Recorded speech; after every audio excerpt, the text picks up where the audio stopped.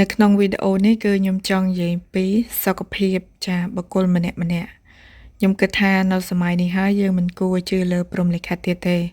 ដោយសារឃើញបងប្អូនខ្លះគាត់ជឿលើព្រហ្មលិខិតគាត់ថាព្រហ្មលិខិតកម្រិតឲ្យយើង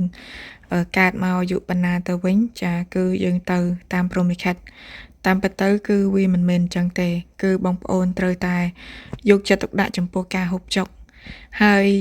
ការនិយាយនេះគឺមិនមែនចង់ឲ្យបងប្អូននឹងមកញ៉ាំភីហ្សាដូចខ្ញុំថ្ងៃហ្នឹងទេអានេះវាគ្រាន់តែជាសកម្មភាពរបស់ខ្ញុំហើយបញ្ចូលអត្ថន័យអីផ្សេងតែប៉ុណ្្នឹងឯងដោយសារតែខ្ញុំឃើញអ្នកស្រុកអ្នកភូមិខ្ញុំហើយខ្ញុំក៏តែងតែសង្កេតមក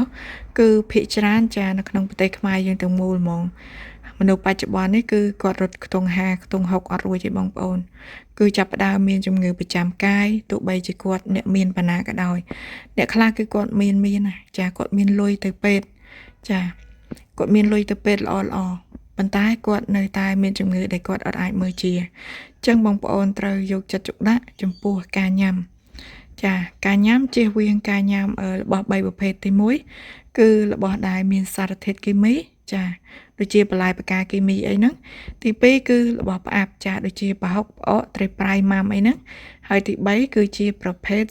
ភេសជ្ជៈទឹកបើកម្លាំងអីហ្នឹងគួរតែឈប់